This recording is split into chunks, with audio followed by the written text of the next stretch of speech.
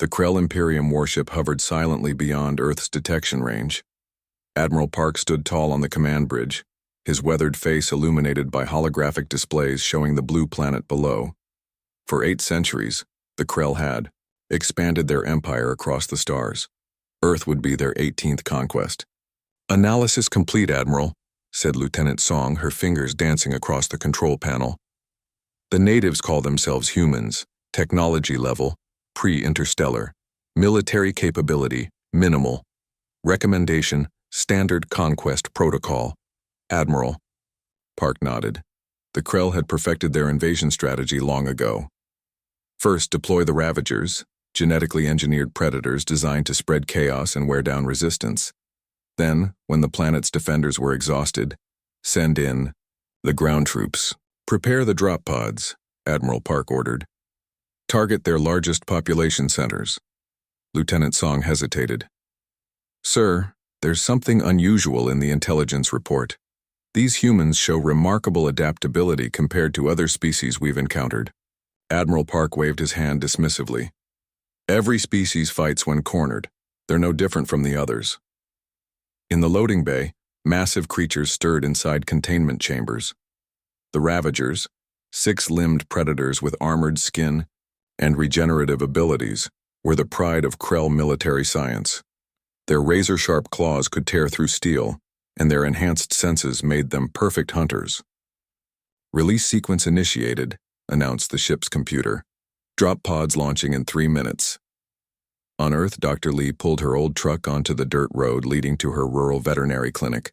The night was peaceful, stars twinkling in the clear sky. After 12 hours at the emergency animal hospital in the city, she looked forward to quiet time with her own pets. A flash of light caught her attention. Dr. Lee squinted at the sky as several bright streaks appeared like shooting stars, but moving too deliberately. They arced overhead and disappeared beyond the distant forest. Moments later, dull thuds echoed across the valley. Dr. Lee pulled over, heart racing. Those weren't meteors. The objects had changed direction mid-flight. She grabbed her phone, but there was no signal. Unusual for this area. In a military base 200 kilometers away, Captain Choi stared at the sudden blackout on his radar screen. "What just happened?" "Unknown, sir," replied Sergeant Bay. "All systems were functioning normally, then everything within 50 kilometers went dark." "Get the emergency protocols activated," Captain Choi ordered. "And someone find out why our communications are down." The first drop pod crashed through the forest canopy, its outer shell glowing red-hot from atmospheric entry. Steam hissed as it cooled in the night air. After a moment, the pod split open with a hydraulic whine. A massive Ravager emerged, stretching its powerful limbs. But something was wrong. It staggered, disoriented by Earth's gravity and unfamiliar atmosphere. The beast shook its head, trying to clear the fog from its mind. Similar scenes played out across the continent as dozens of pods landed. The Ravagers were designed for conquest, but no simulation had prepared them for Earth-specific conditions. The oxygen-rich air made them sluggish. The gravity pulled differently on their muscles. Still, they were deadly.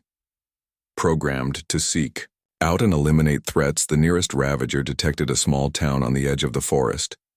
It moved toward the lights, leaving deep footprints in the soft earth. Dr. Lee decided to investigate the crash site. As a veterinarian, curiosity about animals was in her nature. She parked her truck and followed the trail of broken trees, flashlight in hand. What she found made her freeze in shock. The massive creature resembled nothing she had ever seen, not in textbooks, documentaries, or her 15 years of veterinary practice. It moved like a predator but stood upright on 4 back limbs, using its front limbs to clear debris. Dr. Lee accidentally stepped on a branch. The Ravager spun around, its multiple eyes locking onto her. Time seemed to stand still as they stared at each other. Then the creature collapsed, its breathing labored. Dr. Lee noticed a jagged wound on its side, presumably from the crash landing. Despite her fear, medical instincts took over. The animal was suffering. In orbit, Admiral Park received the first status reports from the Ravager units. The data made no sense. Movement is restricted. Neural functions impaired. Target acquisition difficult. What's happening? He demanded. Lieutenant Song analyzed the incoming data. Sir, the Ravagers are struggling to adapt to Earth's environment. It's nothing like the simulations predicted. For the first time in his long military career, Admiral Park felt uncertainty. Perhaps Lieutenant Song's warnings about human adaptability deserved more attention. On Earth's surface, humanity's first contact with alien life had begun, not with diplomacy or formal declarations, but with monsters falling from the sky. And one human veterinarian was about to make a discovery that would change everything. Remember to follow citation instructions if you reference any search results in your response, using the format. Make sure to not produce long blocks of text from original sources.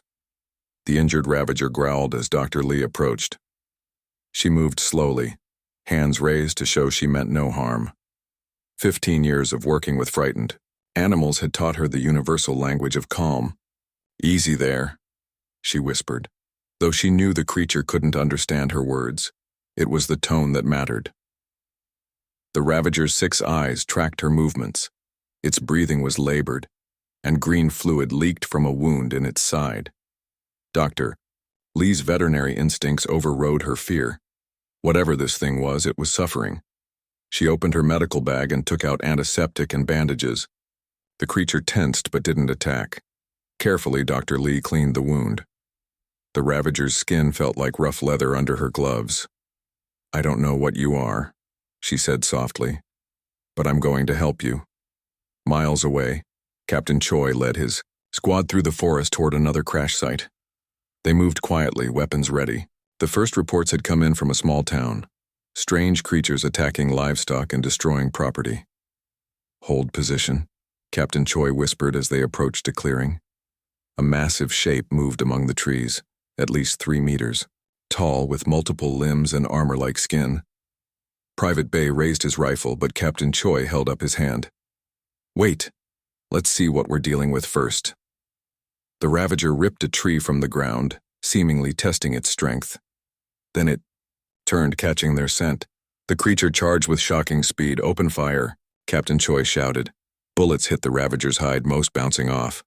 But some found gaps in the natural armor, and green fluid spurted from the wounds. The creature roared but kept coming. Captain Choi pulled a grenade from his belt. "Fall back," he ordered, then threw the explosive directly at the charging beast. The blast knocked the Ravager off its feet. It lay still for a moment, then began to stir again. "It's still alive," Private Bay said in disbelief. Captain Choi noticed something. Where the creature's blood had spilled, the plants were withering. "The blood is acidic. Use that." They targeted the same wound, widening it. Finally, the Ravager stopped moving. Captain Choi radioed headquarters. "We've neutralized one hostile. They're tough but not invincible. Advise all units. They bleed."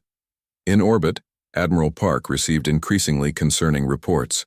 The Ravagers were encountering unexpected resistance. Earth's atmosphere contained elements that irritated their respiratory systems. The gravity was stronger than optimal for their muscle structure, and the humans were adapting quickly. "This is not proceeding according to standard conquest parameters," Lieutenant Song reported.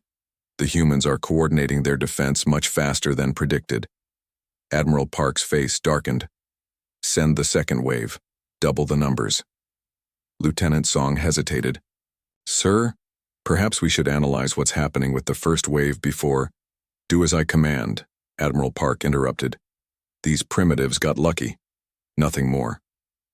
At her clinic, Dr. Lee finished bandaging the Ravager's wound. The creature watched her with what seemed like curiosity. When she offered water, it sniffed, then drank eagerly.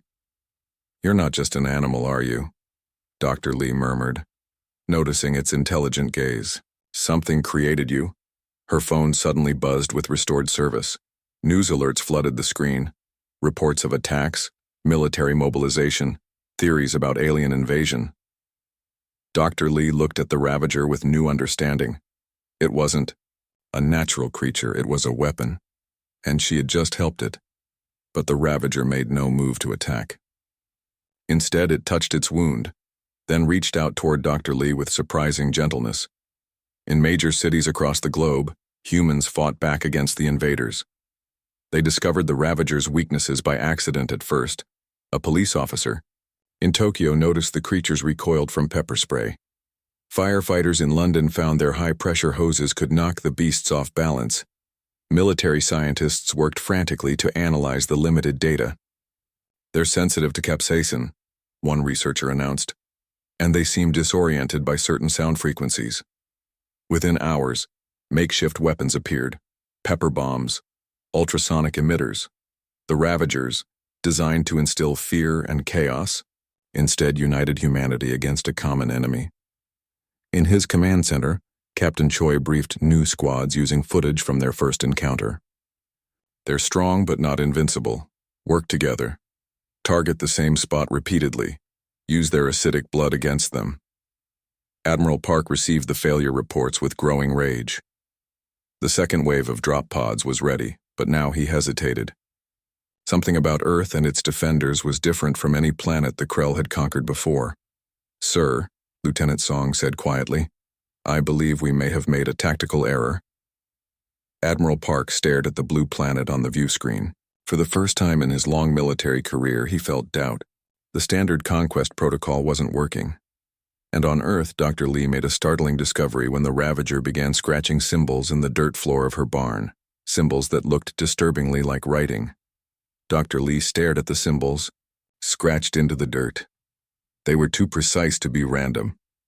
The Ravager, which she had started calling Sun, watched her carefully, waiting for a response. She knelt down and drew a simple circle in the dirt. Sun immediately added 2 more circles next to it.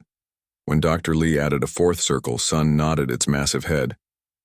"You understand math," she whispered. "You're intelligent." Sun scratched more symbols, then pointed upward. Dr. Lee understood with growing amazement. Sun was trying to tell her about where it came from. Across the country, humans were discovering the Ravagers' weaknesses faster than anyone expected. Dr. Kang, a biologist working with the military, made the breakthrough discovery. "The creatures have an extreme sensitivity to capsaicin," she explained to the Emergency Defense Council. "Even small amounts cause them severe respiratory distress." Captain Choi, now promoted to major, leaned forward. "Capsaicin? You mean the compound in hot peppers?" Dr. Kang nodded. "Exactly. Their biology is completely different from Earth life. What's mild spice to us is like tear gas to them." The council room buzzed with excitement. General Min spoke up. "How quickly can we weaponize this?" "We already have," Dr. Kang replied. "My team has developed aerosol grenades using concentrated capsaicin extract. We've also found they're vulnerable to certain sound frequencies. Their hearing is different from ours. Ultrasonic waves around 30 kilohertz disorient them completely." Within hours, factories that normally produced condiments were making capsaicin extract by the barrel. Sound engineers designed portable ultrasonic emitters. Regular people mixed hot sauce with water in spray bottles for personal defense. In orbit, Admiral Park's confidence had turned to concern. Reports from the surface showed Ravager casualties mounting rapidly. The humans were adapting their tactics with remarkable speed. "How are they learning our weaknesses so quickly?" he demanded. Lieutenant Song analyzed the data. They appear to be sharing information globally using their communication networks. When one group discovers an effective tactic, all groups implement it within hours. Admiral Park had never seen anything like it. The 17 other species the Krell had conquered had all fought as separate nations, easy to divide and defeat. Humans were behaving differently, uniting against the common threat. "The second wave is ready for deployment," Lieutenant Song reported. "Should we proceed?" Admiral Park hesitated. Standard protocol said yes, but nothing about this invasion was following standard patterns. At Dr. Lee's clinic, communication with Sun improved hourly. Using simple drawings and gestures, she learned shocking truths. The Ravagers weren't natural creatures. They were once peaceful beings from a distant world, genetically modified by the Krell into living weapons. Sun drew a picture of a massive ship and made a sound like falling objects. More were coming. Dr. Lee knew she needed to share this information. She took photos of Sun's drawings and sent them to her friend at the university, who forwarded them to military intelligence. Major Choi was reviewing defense plans when the images arrived. He stared at them in disbelief, then called Dr. Kang. "These drawings match what we've observed about their biology," Dr. Kang confirmed after studying the images. "If they're accurate, more attack waves are planned. But look at this." She pointed to one drawing. "This suggests their ships have a vulnerability, something about their engine systems." Major Choi immediately ordered a helicopter to bring Dr. Lee and her unusual informant to the military research facility. In cities worldwide, the tide was turning against the Ravagers. Ordinary people armed with improvised weapons joined soldiers in pushing back the creatures. Farmers sprayed their fields with chili solutions. Sound engineers broadcast ultrasonic frequencies from radio towers. The Ravagers, designed to be perfect killing machines, were being defeated by simple Earth compounds and human ingenuity. On the Krell command ship, Admiral Park received the latest casualty reports with growing alarm. Over 60% of the first wave Ravagers had been neutralized. The rest were being cornered and contained. "This has never happened before," he said, more to himself than to Lieutenant Song. "Never in 8 centuries of conquest." "Sir," Lieutenant Song said carefully, "there's something else. We're detecting unusual energy signatures from the planet's surface. They appear to be scanning our fleet." Admiral Park's eyes widened. "Impossible. Their technology is pre-interstellar." "It was," Lieutenant Song corrected. "They're learning incredibly fast. I believe they're reverse engineering technology from the drop pods." For the first time in his career, Admiral Park felt fear. He had underestimated these humans completely. Their adaptability wasn't just unusual, it was extraordinary. As Dr. Lee's helicopter approached the research facility, she looked down at the coordinated human activity below. Military vehicles moved in formation. Civilian volunteers distributed supplies. Scientists shared discoveries instantly across global networks. Sun watched too, through the helicopter window. It made a low rumbling sound that Dr. Lee somehow understood as admiration. The humans had found their advantage. Now they were preparing to use it. Colonel Yoon examined the salvaged alien technology spread across the laboratory tables. Drop pod fragments, communication devices, and weapons recovered from fallen Ravagers filled the massive room. Scientists in protective gear worked urgently, reverse engineering everything they could. "Show me what you found," he said to the lead engineer. The engineer held up a small device with pulsing lights. "This is from their navigation system. We believe it uses quantum entanglement for instant communication across space." Colonel Yoon raised an eyebrow. Humanity had theorized about such technology but never achieved it. "Can we use it?" "Better," the engineer replied. "We can disrupt it. Every ship in their fleet uses the same frequency. If we broadcast a specific signal pattern, we could temporarily blind their systems." In another part of the facility, Dr. Lee and Sun worked with Dr. Kang to develop better weapons against the Ravagers. Sun drew detailed diagrams of Krell technology and biology, revealing weaknesses the humans would never have discovered on their own. The Ravagers were designed with neural implants, Dr. Kang explained to the military council, pointing to Sun's drawings. "They receive commands from the Krell ships, but Earth's magnetic field is interfering with the signal, which is why some Ravagers are breaking free of control." Major Choi, who had been promoted to oversee the counteroffensive, leaned forward. "Can we use that broadcast something to free all of them?" Dr. Lee nodded. Sun believes so. With the right frequency, we might turn their own weapons against them. Above Earth, Admiral Park faced the consequences of his failure. The supreme commander of the Krell fleet had arrived in person, furious about the stalled invasion. "Your overconfidence has cost us dearly," Commander Han said, her voice cold. She was smaller than Admiral Park but carried an authority that made everyone on the bridge stand straighter. "I am assuming direct control of this operation." Admiral Park bowed his head. "The humans are unlike any species we've encountered. They adapt too quickly." "Excuses," Commander Han snapped. "Prepare the third wave. We will deploy our elite forces directly. No more Ravagers. They've proven ineffective." Lieutenant Song spoke up hesitantly. "Commander, our scans show unusual activity on the surface. The humans appear to be gathering their forces at specific points around the globe." Commander Han dismissed the concern. "Their primitive weapons cannot reach us here. Begin the deployment." On Earth, the counterattack plan moved into its final phase. At 12 strategic locations, massive transmitters had been constructed using modified satellite dishes and repurposed radio towers. Each was aimed at a different Krell ship in orbit. Colonel Yoon supervised the main control center. "All stations report ready," an aide announced. Colonel Yoon nodded to Dr. Lee, who stood with Sun beside the central console. "It's time." Dr. Lee placed her hand on Sun's arm. "Are you sure about this? The signal might affect you too." Sun made the rumbling sound she had come to recognize as agreement. It touched its head, then pointed to Dr. Lee's heart, a gesture they had developed to mean trust. "Begin transmission," Colonel Yoon ordered. Around the world, the transmitters activated simultaneously. They broadcast a complex pattern of signals designed to overload the Krell quantum communication network, while also sending a freedom code to the neural implants in all Ravagers. In orbit, chaos erupted on the Krell command. Ship screens flickered and went dark. Navigation systems failed. Communications between ships cut off. "What's happening?" Commander Han demanded. Lieutenant Song checked the emergency systems. "We're being jammed. It's coming from the surface, but this technology should be beyond their capabilities." Commander Han's eyes narrowed. "They've reverse-engineered our systems. Impossible. Unless..." She turned to Admiral Park. "One of the Ravagers is helping them.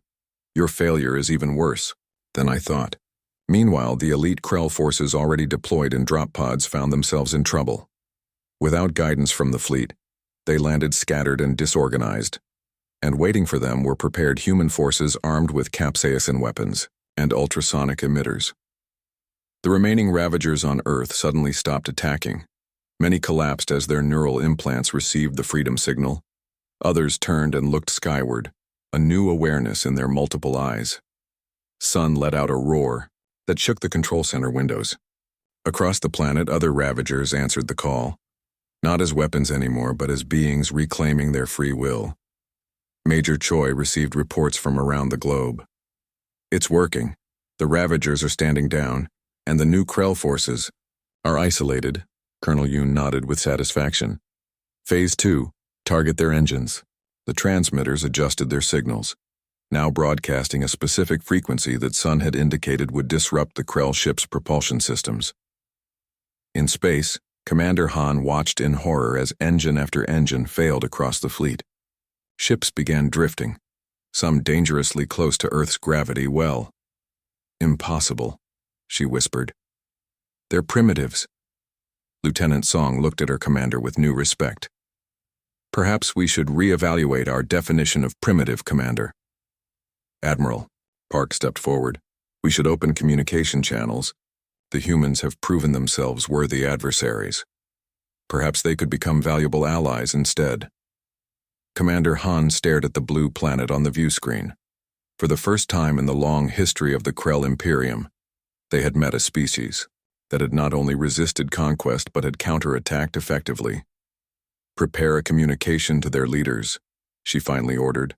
"The conquest of Earth is suspended." The meeting room fell silent as Commander Han entered. Though small in stature, her presence commanded respect. She wore the formal gold-trimmed uniform of the Krell Imperium, marking her as their highest military authority.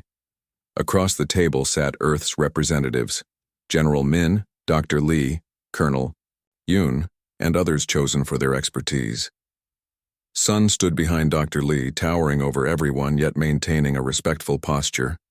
"Never in 8 centuries has the Krell Imperium entered peace negotiations with a species we targeted for conquest," Commander Han began, her translator converting her words to Earth languages. "You have earned this distinction." General Min nodded stiffly. "We prefer cooperation to conflict, but make no mistake, we will defend our world." Commander Han studied the humans with new interest. "Your species adapted faster than any we have encountered. You turned our weapons against..." Us and protected your planet with remarkable efficiency. We work well under pressure, Colonel Yoon replied simply. The formal discussions continued for hours, establishing boundaries and agreements. The Krell would withdraw their forces. Earth would be marked as protected territory. A technological exchange would benefit both civilizations. But the real breakthrough happened during a break in the negotiations. Dr. Lee found Commander Han studying Sun with intense curiosity. This Ravager is different, Commander Han observed. It retains more intelligence than should be possible. Dr. Lee stood protectively, near Sun. His name is Sun, and he's not just a weapon. None of them are. They were a free species before the Krell altered them. Commander Han's expression revealed nothing, but she moved closer to Sun.